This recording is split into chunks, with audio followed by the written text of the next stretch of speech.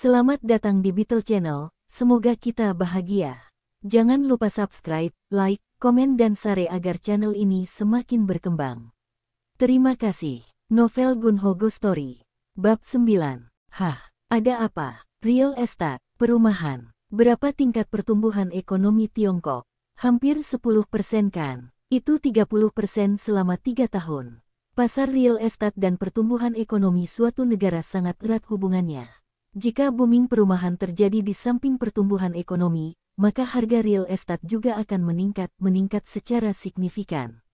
Maka harga real estate di China akan terus meningkat, bukan? Tidak, kecuali menggelengkan kepalanya dari sisi ke sisi. Jika harga real estate terus naik, pemerintah Tiongkok akan mencabut pedang mereka untuk melakukan intervensi, sama seperti negara kita. Pemerintah ingin mengembangkan sumber pendapatan pajak dan mereka tidak ingin kesenjangan ekonomi semakin parah.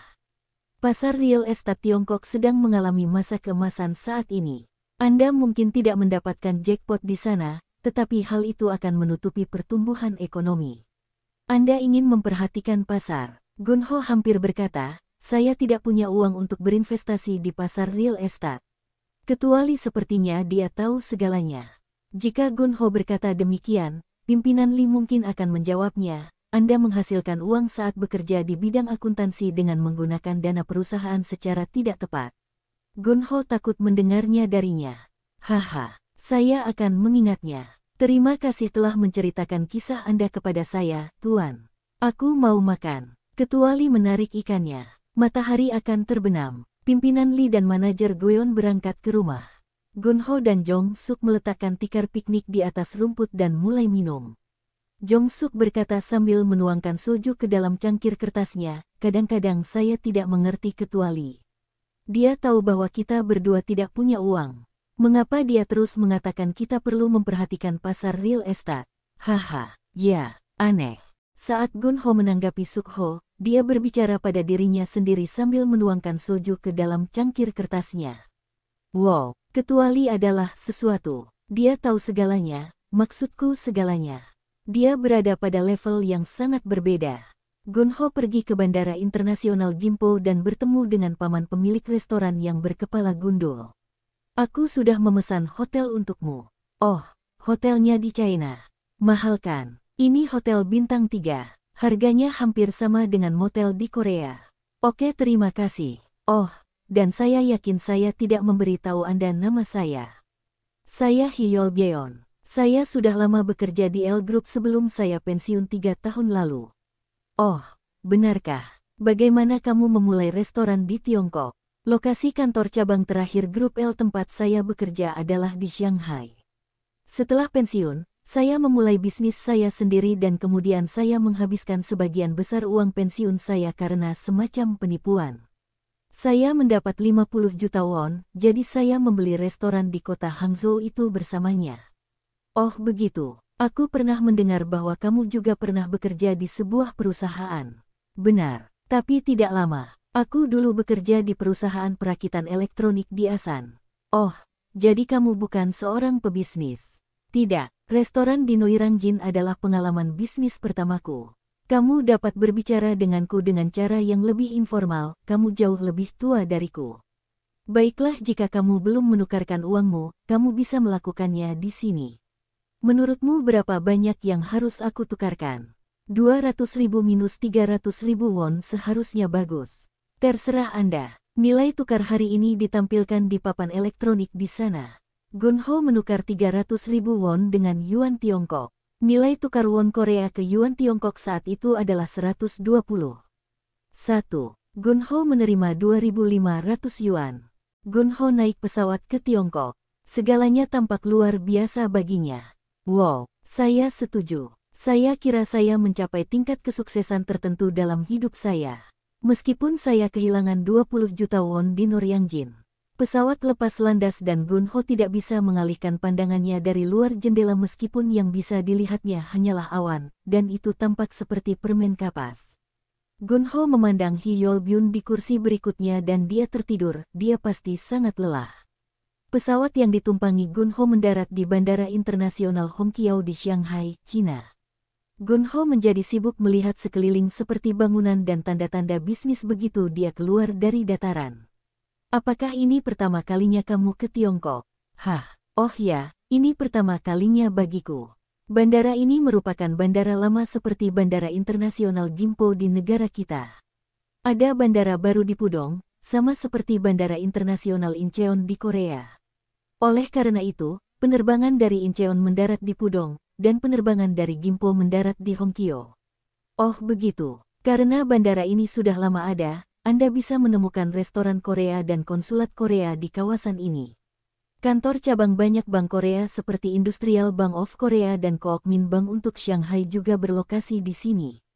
Tuan Geon menunjukkan kepada Gunho konsulat Korea dan kantor cabang Bank Korea.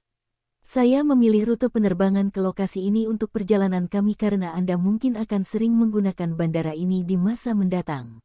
Kami sebenarnya memiliki bandara yang dekat dengan kota Hangzhou tempat restoran saya berada dan itu akan menjadi rute tercepat untuk sampai ke restoran tersebut. Namun, saya memilih bandara ini demi kenyamanan Anda di masa depan.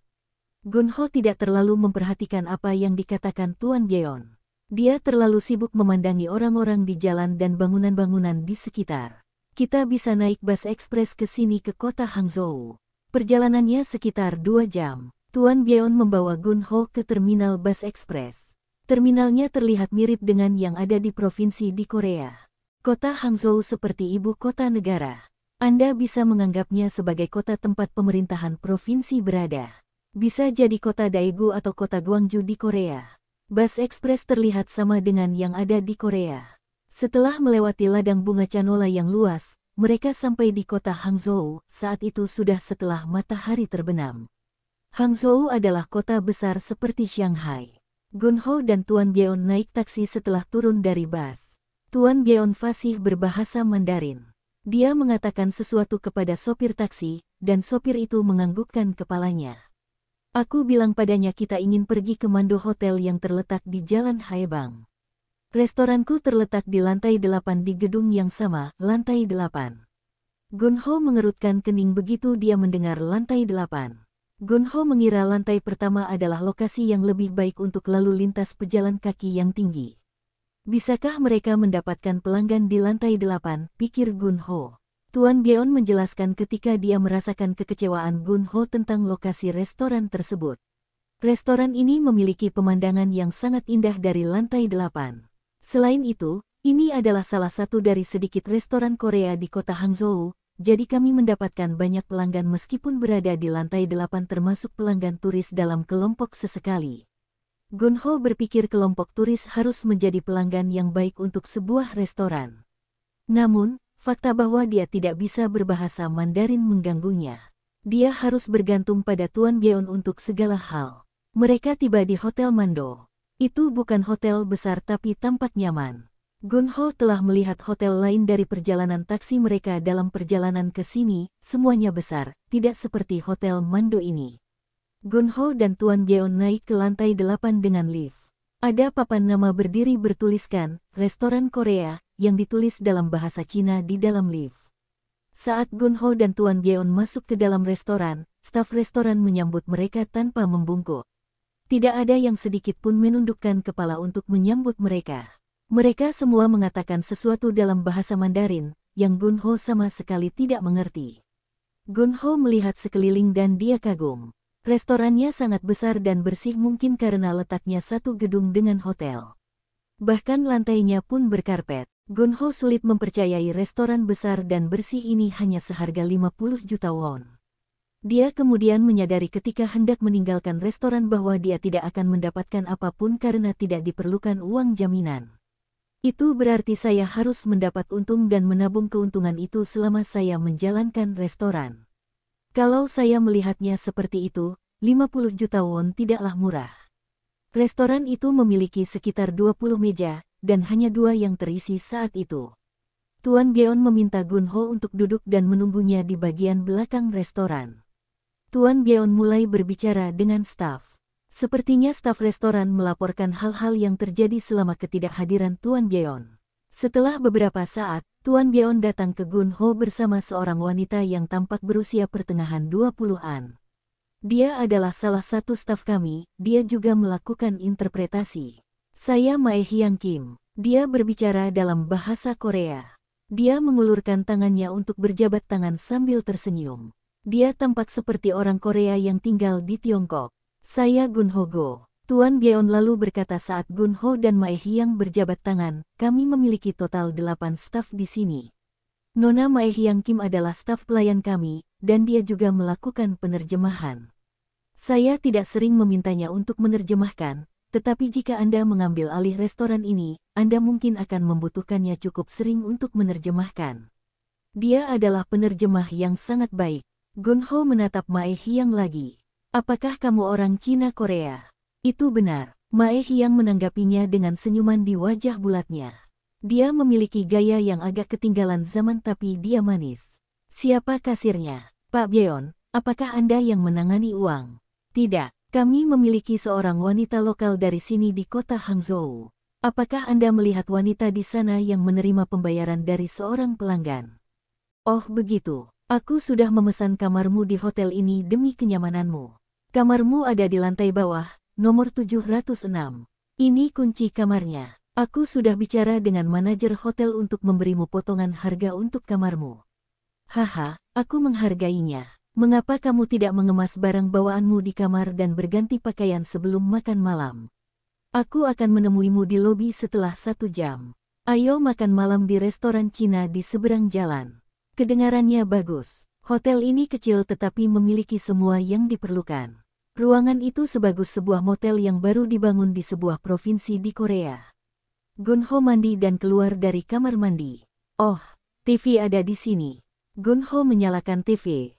Seorang pembawa berita Tiongkok sedang berbicara dalam bahasa Mandarin di TV. Gun Ho, tentu saja, tidak tahu apa yang dibicarakan oleh pembawa berita itu. Ada brosur di meja di sebelah TV. Itu adalah brosur hotel dan peta untuk wisatawan. Semuanya ditulis dalam huruf Mandarin. Saya telah mempelajari huruf Mandarin tetapi ini terlihat berbeda dari apa yang telah saya pelajari. Gun Ho mempelajari menulis dan membaca Tiongkok dan memperoleh sertifikat level 3 selain sertifikat untuk sejarah Korea. Hal ini merupakan bagian dari proses persiapan pekerjaan di pemerintahan dan swasta.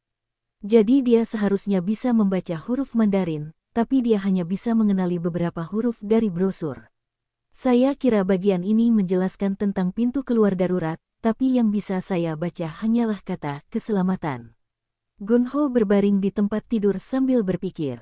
Restorannya bagus dan rapi tapi saya tidak yakin apakah saya bisa menghasilkan uang dengan itu.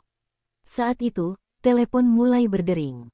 Halo. Gun Ho menjawab telepon dalam bahasa Inggris. Halo, adalah salah satu dari sedikit kata bahasa Inggris yang dia tahu.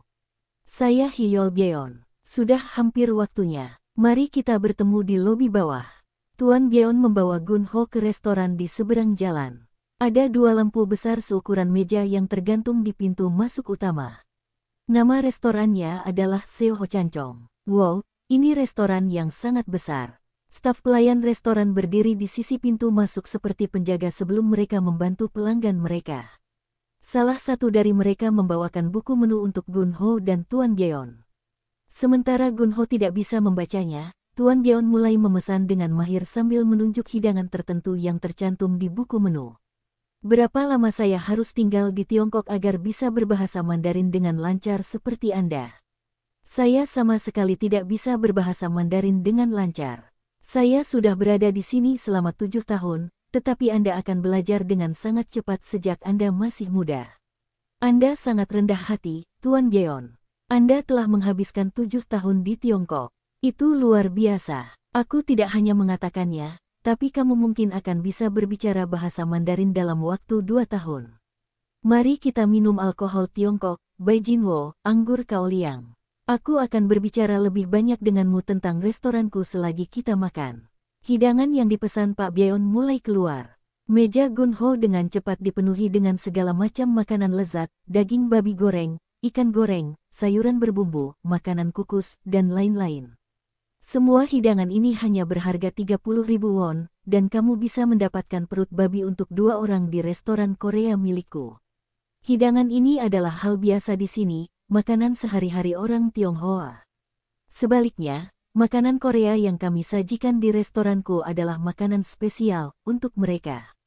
Setelah meminum 3 hingga 4 gelas anggur kaoliang yang dipesan Tuan Byeon, Gunho merasa mabuk. Anggur itu mengandung 50% alkohol berdasarkan volume. Saat Gunho menjadi sedikit mabuk, Tuan Byeon menyeret kursinya lebih dekat ke Gunho dan berkata, "Bagaimana menurutmu? Apakah kamu menyukai restoran Korea milikku?" "Saya sebenarnya menyukai restoran Anda. Tapi saya tidak yakin apakah saya bisa mendapat untung dari restoran itu. Anda tidak akan kehilangan uang. Biasanya, saya menghasilkan lebih dari 3.000 yuan per hari. Terkadang saya menghasilkan lebih dari 5.000 yuan. Saya akan menunjukkan laporan penjualan harian kepada Anda besok. 3.000 penjualan harian akan menghasilkan 90.000 yuan per bulan. Lalu berapa banyak uang yang benar-benar jatuh ke tangan Anda? Bahan-bahannya berharga 30.000, kemudian tenaga kerja 15.000, dan biaya pemeliharaan 5.000. Dan tidak ada sewa karena kami membayar semuanya di muka. Kalau begitu, 40.000 yuan adalah apa yang sebenarnya kamu hasilkan." Kedengarannya benar. Saya menyisihkan 25.000 dari 40.000 untuk pembayaran restoran periode berikutnya. Jadi sebenarnya saya mengambil 15.000 yuan per bulan. Jika menerapkan nilai tukar saat ini 121, maka hasilnya akan menjadi sekitar 1.800 won. Setidaknya itulah yang dapat Anda hasilkan. Penjualan harian kami seringkali melebihi 5.000 yuan.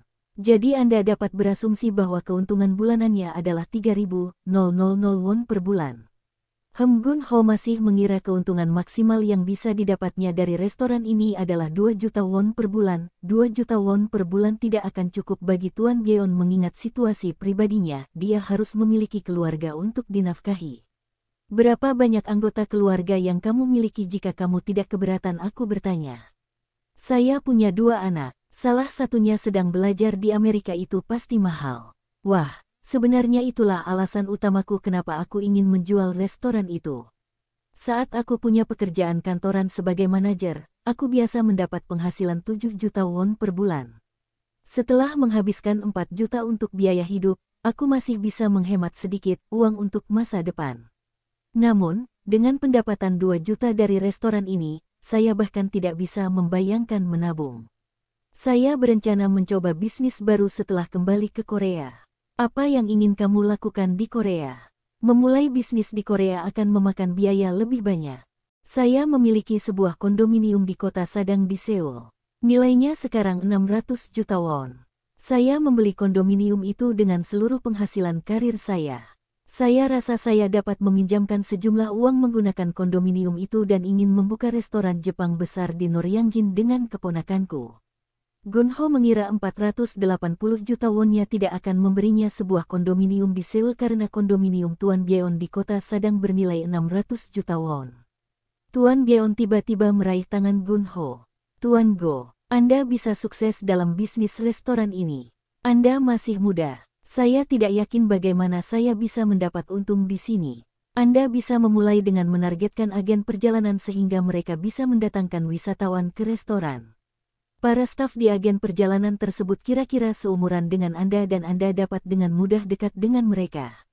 Karena saya sudah tua, tidak mudah untuk melakukannya, bergaul dengan mereka. Aku tidak tahu, Tiongkok adalah negeri yang penuh peluang. Untuk memulai sebuah restoran seperti milik saya dari awal, diperlukan banyak uang dan waktu. Restoran saya sudah berdiri. Anda dapat memulai dengan restoran ini, dan setelah Anda terbiasa dengan bisnis di Tiongkok, Anda dapat mencobanya. Ada urusan lain. Tidak harus aku, kan? Kamu bisa menjualnya ke pengusaha lokal. Sewanya 300.000 yuan dan hampir 40 juta won. Tentu saja ada orang Tionghoa yang kaya, tapi banyak orang biasa di sini yang miskin. Sulit menemukan orang Tionghoa yang bisa mengambil alih restoran saya. Kenapa kamu tidak mencobanya? Ini jauh lebih enak daripada restoran kecil di Noryangjin. Yah, aku mengerti apa yang kamu katakan. Biarkan aku memikirkannya. Keesokan paginya, Gunho pergi ke restoran Korea Tuan Byeon dan melihat buku besar penjualan mereka. Pengalaman kerjanya di bidang akuntansi sangat berguna. Dia dapat memahami keadaan keuangan restoran dalam waktu singkat. Selain itu, Pencatatan buku besar restoran dilakukan dengan sistem pembukuan single entry, bukan sistem akuntansi double entry.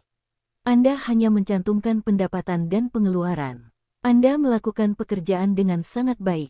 Tuan Byeon sepertinya merasa malu dengan komentar Gun-ho. Anda harus mengumpulkan semua kwitansi bahan-bahan yang Anda beli. PPN sangat tinggi di Tiongkok. Bukankah 10% di sini? Ini 17% di Tiongkok. Wah, 17%. Itulah mengapa Anda ingin menyimpan semua kwitansi untuk pengeluaran apapun. Hal itu mengingatkan Gun-ho bahwa dia belum mengajukan pengembalian PPN untuk restoran sup mie Vietnam miliknya di Noryangjin. Dia memutuskan bahwa dia akan menjadikan pengembalian PPN sebagai hal pertama yang dia lakukan setelah kembali ke Korea. Baiklah, terima kasih telah menunjukkan padaku buku besar penjualan dan daftar gajinya. Ambil alih restoran ini, Tuan Go. Haha, apakah ada onerum di sini di Tiongkok? Anda mungkin ingin menyewa apartemen kecil daripada onerum. Saat ini saya menyewa apartemen 2 tempat tidur dengan ruang tamu seharga 1.500 yuan. Lumayan sama sekali. Jika Anda punya tamu dari Korea, 2 apartemen tempat tidur nyaman. Anda dapat menambahkan uang sewa saat mengajukan pengembalian PPN. Bisakah orang asing memperoleh real estate di Tiongkok? Saya tidak begitu yakin tentang hal itu. Saya kira Anda mungkin memerlukan sertifikat penduduk asing. Kamu bilang kamu dulu bekerja di kantor cabang sebuah perusahaan besar di Shanghai. Apakah ada orang yang membeli real estate dan tinggal di sana selama mereka tinggal di Shanghai? Yah, mungkin ada, tapi sejauh yang saya tahu sebagian besar dari kita menyewa apartemen. Bahkan perusahaan saya menyewa apartemen jika mereka perlu menyediakan akomodasi. Saya belum melihat orang yang benar-benar membelinya. Jika Anda membeli real estate, Anda harus mengeluarkan sejumlah besar uang yang tidak dapat Anda gunakan sampai Anda menjualnya. Jadi begitu. Hari itu, Gun-ho mengadakan dunjang jigae di restoran Korea Tuan Byeon. Rasanya kurang enak, mungkin karena juru masak di dapur adalah orang Cina. Setelah makan malam, Gun-ho berjalan ke Danau Barat Hangzhou yang terkenal. Danau Barat berada dalam jarak berjalan kaki dari Mando Hotel. Jadi, ini Danau Barat yang terkenal.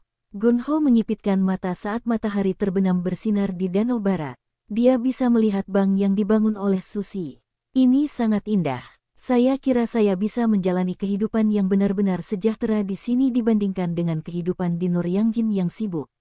Gun-ho terus berjalan di sepanjang Danau Barat. Lingkungan sekitar danau berkembang sangat baik dengan toko-toko komersial karena banyak wisatawan berkunjung ke sana. Tempat itu ramai dan Gun-ho bahkan melihat orang-orang menggembar-gemborkan bisnis mereka. Kota Hangzhou tempat Danau Barat berada adalah ibu kota dinasti Song Selatan. Linan yang sering muncul dalam novel silat adalah salah satu distrik di Hangzhou. Pemandangannya sangat bagus dan lalu lintas orangnya tinggi. Mungkin saya bisa menjual menu kombinasi ayam dan bir ala Korea. Gun-ho melihat label harga barang-barang di jalan saat dia berjalan, dan harganya sangat murah dibandingkan dengan yang ada di Korea. Dia berpikir biaya hidup di Tiongkok seharusnya rendah dan 1 juta per bulan sudah cukup. Catatan Gun-ho kembali ke kamar hotelnya dan memikirkan apakah dia harus mengakuisisi restoran Korea itu atau tidak. Saya rasa saya bisa menghasilkan sekitar 10.000 yuan per bulan dengan restoran itu. Tentu saja tidak cukup untuk Tuan Byeon yang memiliki anak yang belajar di luar negeri. Gun-ho berpikir sejenak bahwa Tuan Byeon mungkin penipu. Dia mungkin bukan penipu. Dia tampak seperti pengusaha yang tidak kompeten karena karir pekerjaannya yang berkepanjangan. Terlebih lagi, keponakannya mengelola sebuah restoran di Noryangjin dan saya tahu lokasinya. Dia tidak akan menipu saya, dan saya adalah seorang penipu, bukan tipe orang yang mudah ditipu. Gun-ho mengambil sebatang rokok. Haruskah saya mengambil alih restoran itu? Mungkin saya bisa mendapatkan apartemen dengan 2 tempat tidur di sini dan berjalan-jalan di sepanjang Danau Barat setiap hari. Saya bisa mendapatkan restoran itu seharga 50 juta won dari 480 juta won saya, dan membeli real estate dengan sisa 400 juta won. Menurut Ketua Lee, kenaikan harga real estate mencerminkan tingkat pertumbuhan ekonomi. Jadi jika tingkat pertumbuhan ekonomi Tiongkok 30% selama 3 tahun, harga real estate akan naik 30%, bukan? Gun-ho menghitung dengan cepat. Jika saya berinvestasi 400 juta won di real estate dan mendapatkan keuntungan 30% setelah 3 tahun, saya dapat kembali ke Korea dengan 520 juta won di tangan. Bahkan jika saya menghancurkan bisnis restoran di sini, saya masih dapat memiliki 520 juta won. Itu lebih baik daripada menaruh uangnya di rekening tabungan bank. Gunho sedang berpikir sambil berjalan di sekitar kamar hotel. Ketua Lee juga mengatakan mungkin akan terjadi ledakan real estate yang akan menaikkan harga real estate lebih jauh lagi. Jika harga real estate naik 50% setelah 3 tahun, saya bisa kembali ke Korea dengan membawa 600 juta won. Selama 3 tahun, saya bisa belajar bahasa Mandarin dan menghasilkan uang sebanyak itu. Saya pikir itu akan menjadi kesepakatan yang bagus. Gunho meminum 2 kaleng bir Singtao yang ada di atas meja dan tertidur. Itu adalah hari yang dijadwalkan bagi Gunho untuk kembali ke Korea. Tuan Byeon datang ke Bandara Internasional Hongqiao di Shanghai untuk mengantar Gunho pergi. Jadi, apakah kamu sudah memikirkannya? Saya belum memutuskan. Kita berkata, berpikir panjang, berpikir salah. Jangan berpikir terlalu dalam atau terlalu lama. Buatlah keputusan. Sejujurnya, Anda tidak dapat melakukan apapun dengan 50 juta won di Korea. Haha, ya.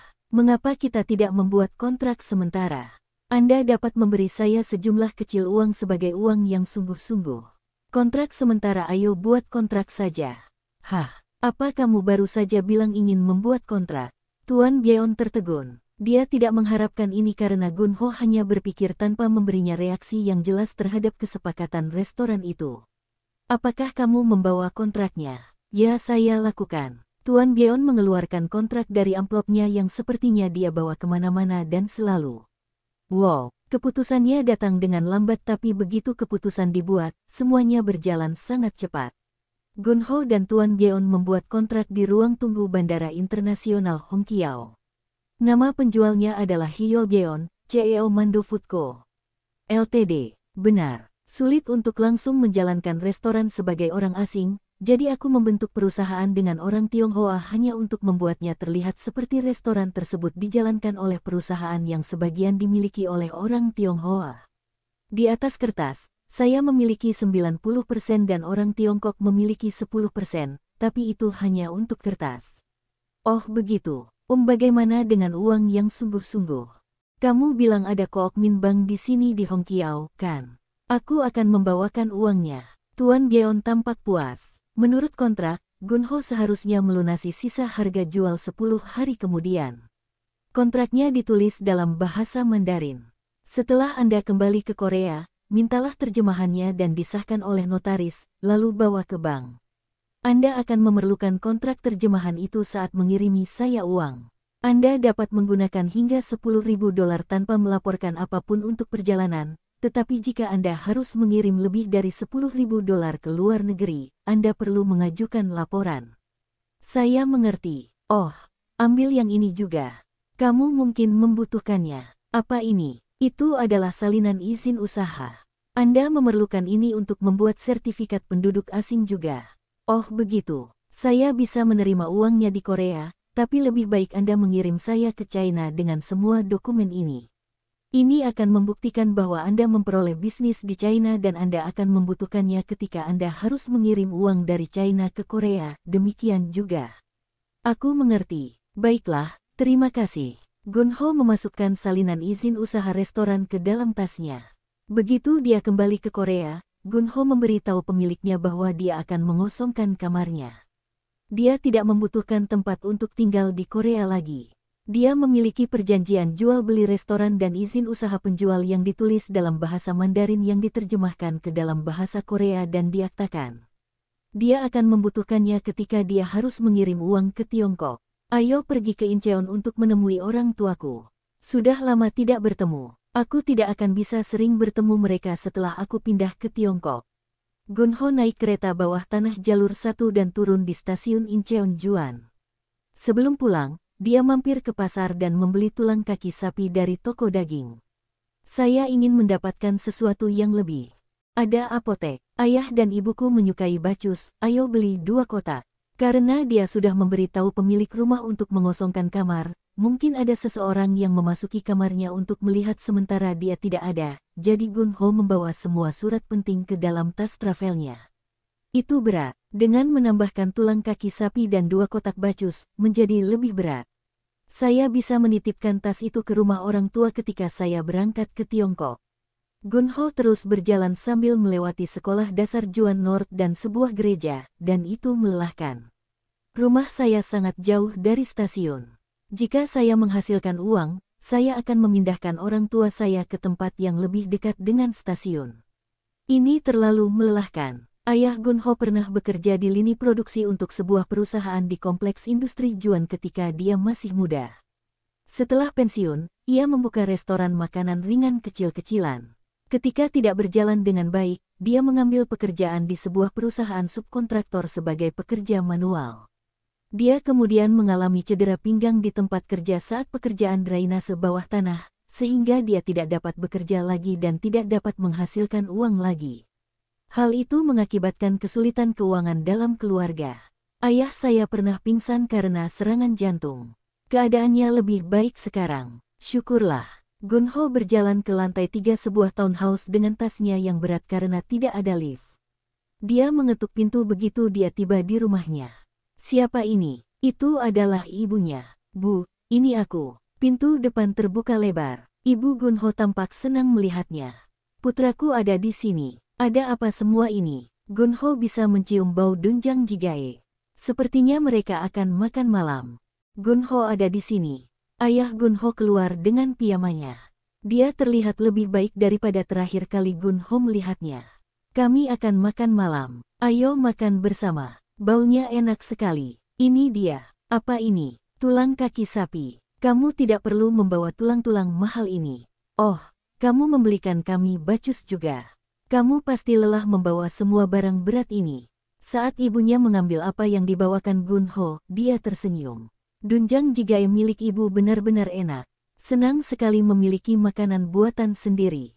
Sudah lama tidak bertemu. Makan lebih banyak. Aku baru saja memasak nasinya juga. Pasti enak. Gun-ho makan 2 mangkuk nasi dengan doenjang jjigae. Orang tuanya tampak bahagia saat melihat putranya makan. Kenapa kamu tidak makan? Kenapa kamu terus menatap wajahku? Kami senang melihat putra kami makan. Bagaimana kabarmu, ayah? Bagaimana perasaanmu? Aku merasa jauh lebih baik karenamu, nak.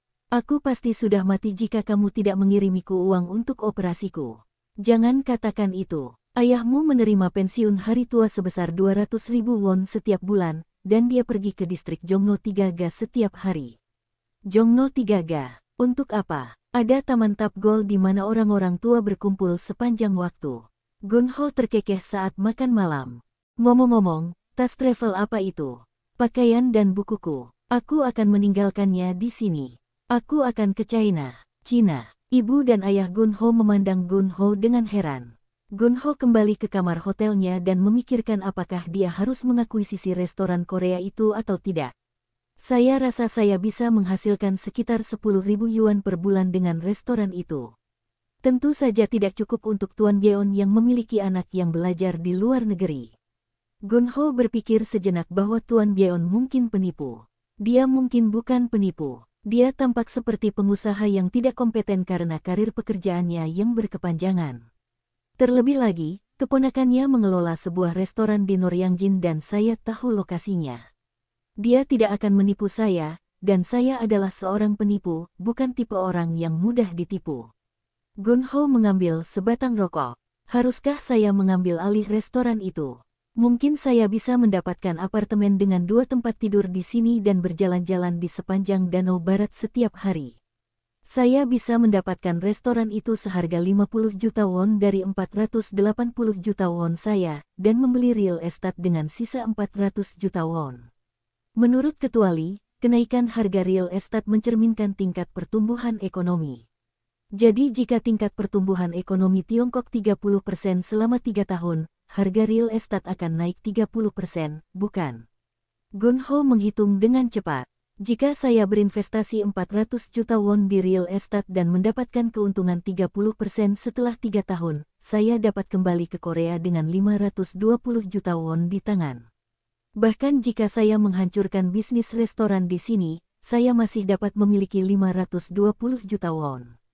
Itu lebih baik daripada menaruh uangnya di rekening tabungan bank. Gunho sedang berpikir sambil berjalan di sekitar kamar hotel. Ketuali juga mengatakan mungkin akan terjadi ledakan real estate yang akan menaikkan harga real estate lebih jauh lagi. Jika harga real estate naik 50% setelah 3 tahun, saya bisa kembali ke Korea dengan membawa 600 juta won. Selama 3 tahun, saya bisa belajar bahasa Mandarin dan menghasilkan uang sebanyak itu. Saya pikir itu akan menjadi kesepakatan yang bagus. Gunho meminum 2 kaleng bir Singtao yang ada di atas meja dan tertidur. Itu adalah hari yang dijadwalkan bagi Gunho untuk kembali ke Korea. Tuan Byeon datang ke Bandara Internasional Hongqiao di Shanghai untuk mengantar Gunho pergi. Jadi, apakah kamu sudah memikirkannya? Saya belum memutuskan. Kita berkata, berpikir panjang, berpikir salah. Jangan berpikir terlalu dalam atau terlalu lama. Buatlah keputusan. Sejujurnya, Anda tidak dapat melakukan apapun dengan 50 juta won di Korea. Haha, ya. Mengapa kita tidak membuat kontrak sementara? Anda dapat memberi saya sejumlah kecil uang sebagai uang yang sungguh-sungguh. Kontrak sementara, ayo buat kontrak saja. Hah, apa kamu baru saja bilang ingin membuat kontrak? Tuan Byeon tertegun. Dia tidak mengharapkan ini karena Gunho hanya berpikir tanpa memberinya reaksi yang jelas terhadap kesepakatan restoran itu.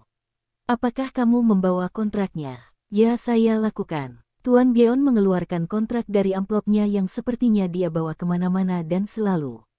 Wow, keputusannya datang dengan lambat tapi begitu keputusan dibuat, semuanya berjalan sangat cepat.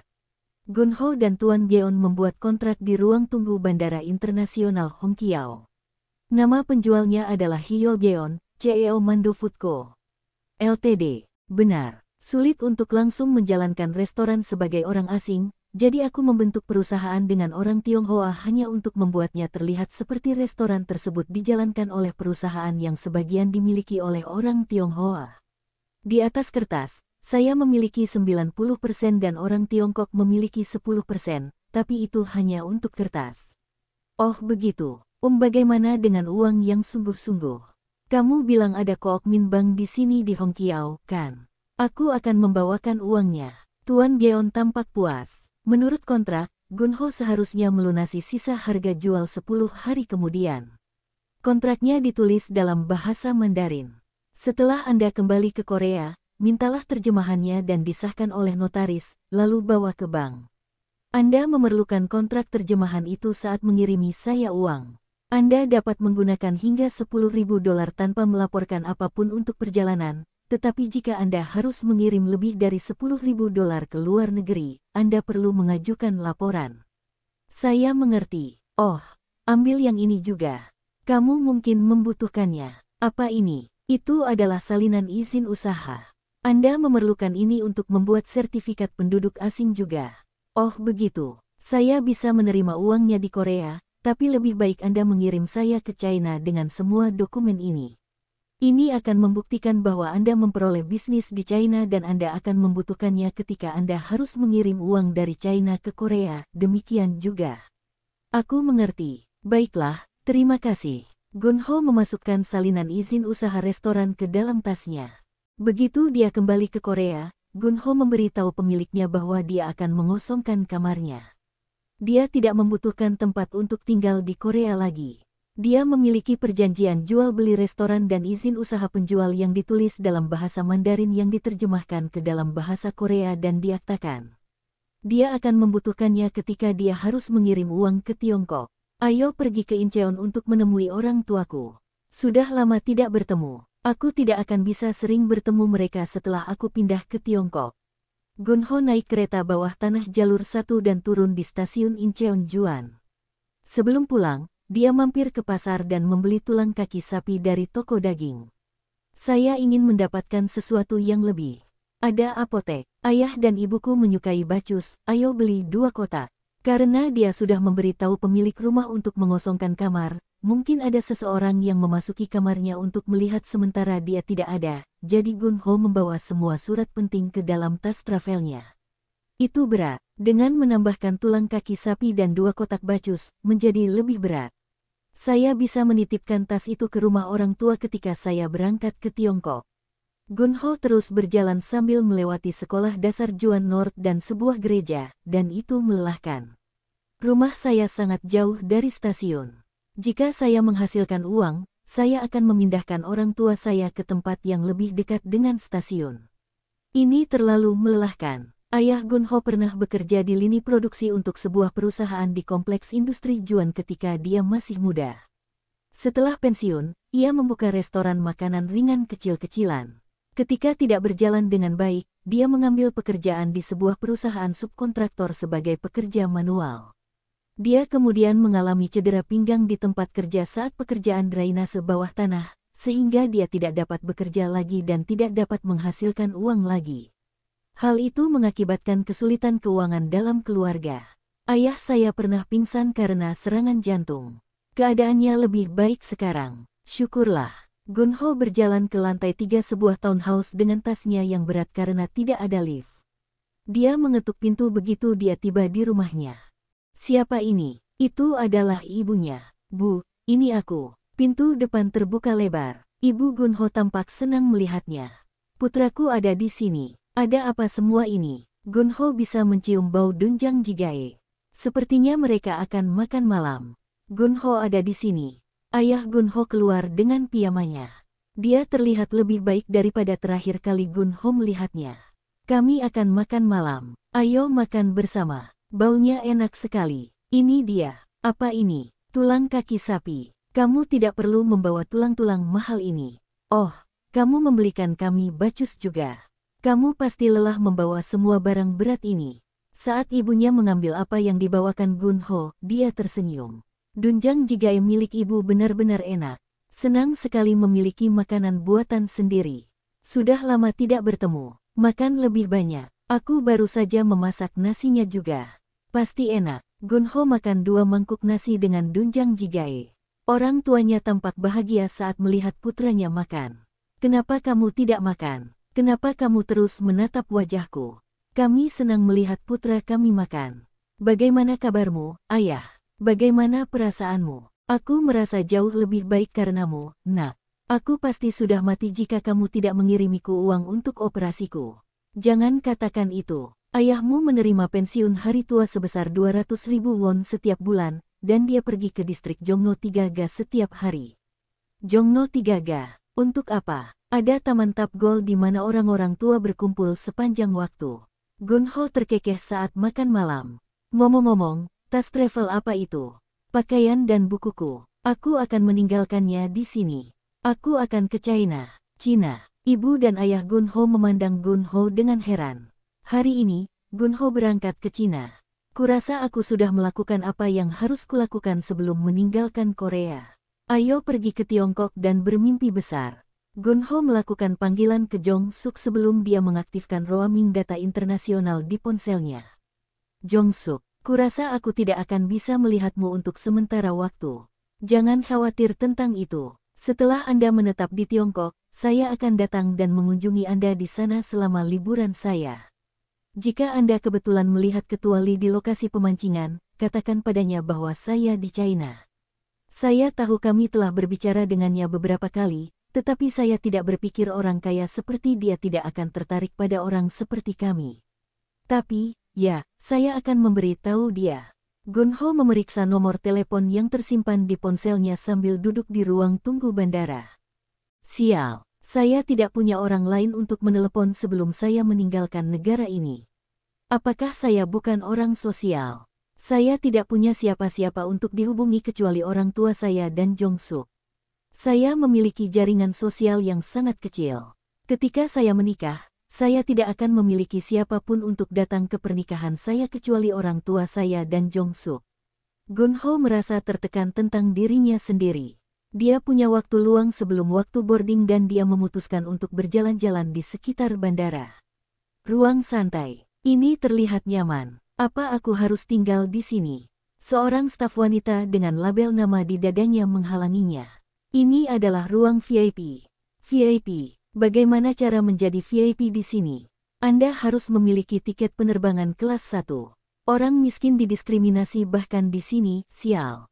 Sudah waktunya untuk naik. Ada antrean panjang di depan gerbang. Ada begitu banyak orang yang pergi ke Shanghai. Seorang pria berseragam berteriak di depan banyak orang. Orang-orang dengan tiket penerbangan kelas 1 atau bisnis, silakan maju. Beberapa orang meninggalkan antrean panjang dan pergi ke depan dan membuat antrean baru. Kamu bisa masuk dulu. Orang-orang dengan tiket penerbangan kelas 1 atau bisnis memasuki gerbang, meninggalkan antrean panjang di belakang. Orang-orang di barisan menatap mereka dengan wajah kosong. Gunho naik ke pesawat. Ada banyak kursi kosong di area depan sehingga Gunho datang ke depan untuk duduk di sana. Ini adalah area kelas 1. Seorang pramugari cantik menghalanginya. Gunho melihat ke belakang. Area kelas ekonomi dipenuhi orang, sedangkan area kelas 1 hampir kosong. Kursi kelas 1 sepertinya memiliki ruang yang lebih besar untuk kaki. Bahkan pramugari yang melayani di area first class pun lebih cantik. Saya harus punya uang. Saya akan selalu mengambil kursi kelas 1 setiap kali saya harus melakukan perjalanan ke luar negeri mulai sekarang. Aku akan memastikannya. Gunho kembali ke area kelas ekonomi dan meremas dirinya di kursi yang telah ditentukan. Wanita di sebelah Gunho berbicara dengan seorang pria yang tampaknya adalah suaminya. Kudengar whisky disajikan di kelas 1. Merbyeon sedang menunggu Gunho di bandara Shanghai untuk menjemputnya. Barangmu banyak? Tidak juga. Saya saja baru membeli beberapa buku untuk belajar bahasa Mandarin. Gunho membeli buku untuk mempersiapkan ujian sertifikat karakter Mandarin untuk level 1 dan 2 selain buku untuk percakapan bahasa Mandarin. Dia ingin mempelajari lebih banyak karakter Cina selama dia tinggal di Cina. Itu ide yang bagus. Anda tidak dapat membawa penerjemah kemana-mana. Terkadang Anda harus pergi ke pasar dan apotek penerjemah tanpa. Gunho pergi ke kota Hangzhou dan melakukan pembayaran sisa harga penjualan restoran. Tuan Byeon meminta Gunho untuk membayarnya untuk beberapa barang yang akan dia tinggalkan di restoran, seperti pembingkaian foto di aula, ruang hampa udara, dan lain-lain. Gunho memberi 2.000 yuan untuk mereka. Karena saya baru saja tiba di sini dan saya tidak begitu akrab dengan bisnis restoran di China, bisakah Anda tinggal di sini selama beberapa hari? Bersambung, terima kasih telah menyaksikan dan mendukung channel ini.